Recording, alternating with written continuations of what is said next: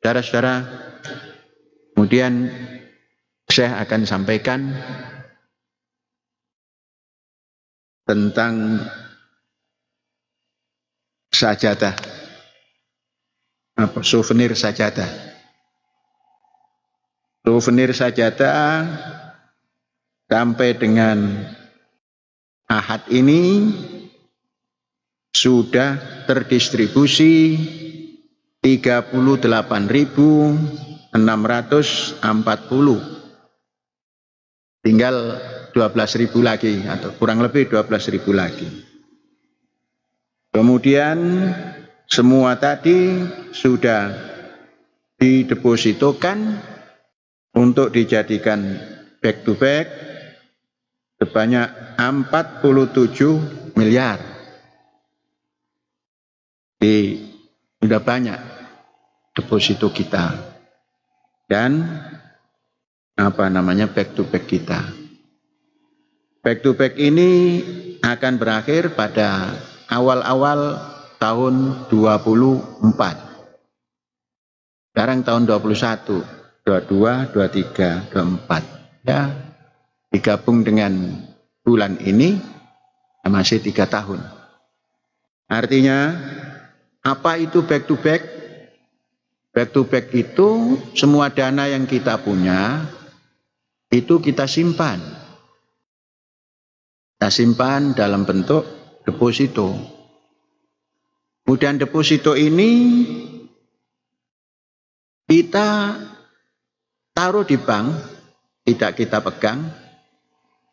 Kemudian kita pinjam uang bank. Nah, dengan administrasi bank. Itulah yang untuk menjalankan gerakan ekonomi, gerakan pembangunan, dan lain sebagainya. Gerakan pembangunan, gerakan ekonomi, dan gerakan yang lain-lainnya untuk memberikan ihsan kepada para karyawan, semuanya bisa ditangani. Kemudian pada saatnya nanti, tentunya pada tahun 2021,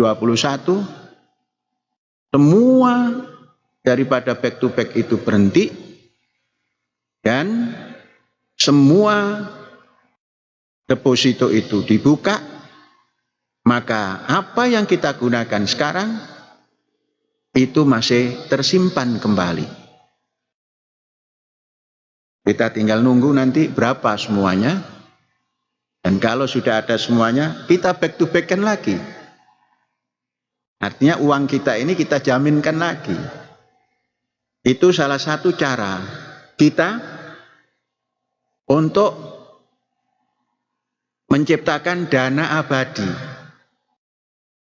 Andainya kita, semua dana yang kita dapat ini terus kita tasarrufkan kepada pembangunan langsung, kemudian pada ekonomi langsung, mungkin bisa jadi tidak ada keuntungan. Mungkin ada keuntungan, tapi apa yang digunakan untuk pembangunan ya tidak kembali.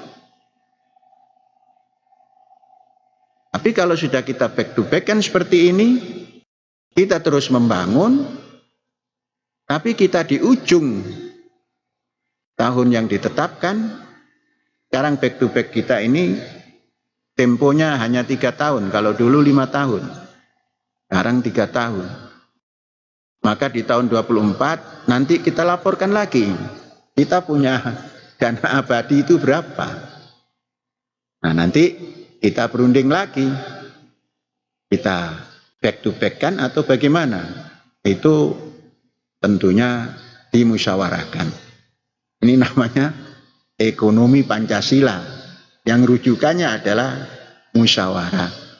Tentunya musyawarah itu tidak seperti kita musyawarah semuanya. Nah, nanti kumpullah kita, kemudian kita membahas mana yang kita akan ambil. Walhasil Dana abadi yang kita akan punya dan kita yang sudah punyai pada tahun 2024, kita akan membuka catatannya. Siapa yang mencatat? Yang mencatat adalah bank. Catatan bank itu akurat. Jadi nanti kalau kita mau mengontrol, kontrollah perjalanan rekening bank. Rekening bank gampang ditelusuri, tidak bisa di tip-ek. Di bank mempunyai catatan. Saudara-saudara sekalian, memang ini puasa. Dan puasa kita ini puasa abadi. Kalau sekarang katakanlah Ramadan kita puasa 1 bulan. Itu puasa fisik. Kemudian kita tambahkan lagi shaumud dahar, juga masih puasa fisik. Nah, puasa hatinya seperti apa?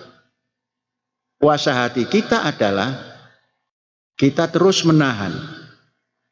Jangan sampai tatkala kita ada, kemudian kita habiskan ketika itu juga. Maka puasa itu ada waktunya menahan dan ada waktunya melepas pertahanan untuk yang namanya buka. Kemudian ada persiapan juga untuk supaya kokoh dan kuat, ada sahur. Maka sahur itu tidak perlu banyak-banyak. Sahur kalau banyak-banyak malah tidak bisa puasa. Oleh sebab itu di dalam puasa hati itu menahan segala keinginan yang tidak seperti apa yang kita jadwalkan. Itu saja masih belum puasa fikir.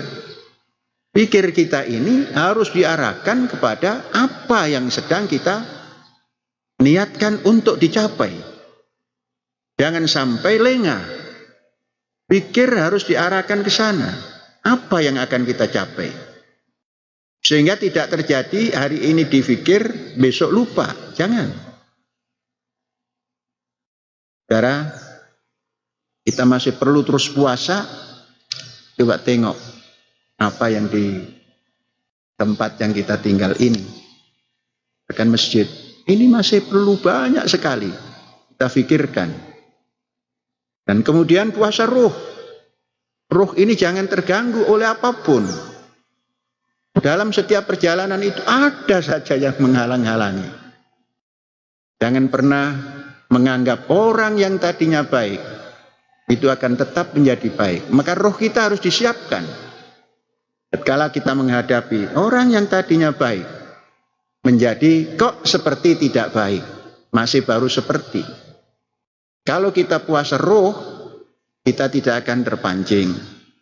Kita dalam situasi apapun terus kita hadapi, dan itu jiwa orang yang melaksanakan saum, baik saum fisik, saum hati, saum fikir maupun saum roh.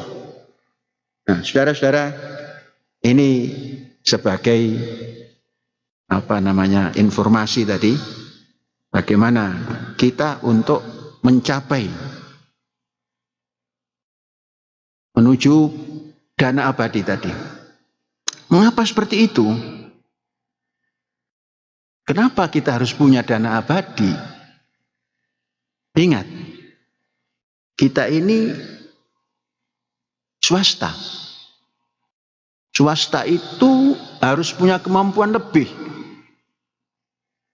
untuk mendapatkan sesuatu yang bisa mendukung jalannya cita-cita. Kalau swasta tidak memiliki kemampuan lebih dalam mendukung cita-cita itu, baik itu yang berbentuk amwal maupun dalam bentuk fisik kita, maka kita menjadi swasta yang tidak tegak berdiri. Nah, swasta yang tegak berdiri itu hari-hari harus berpikir terus tanpa henti bagaimana supaya perjalanan cita-cita ini berjalan terus kapanpun dan oleh siapapun.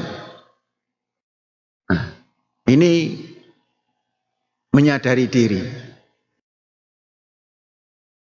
Sadarlah hatinya, sadarlah budinya. Jadi kita ini menyadarkan hati kita, menyadarkan budi kita untuk mencapai cita-cita yang kita punya demi Indonesia Raya.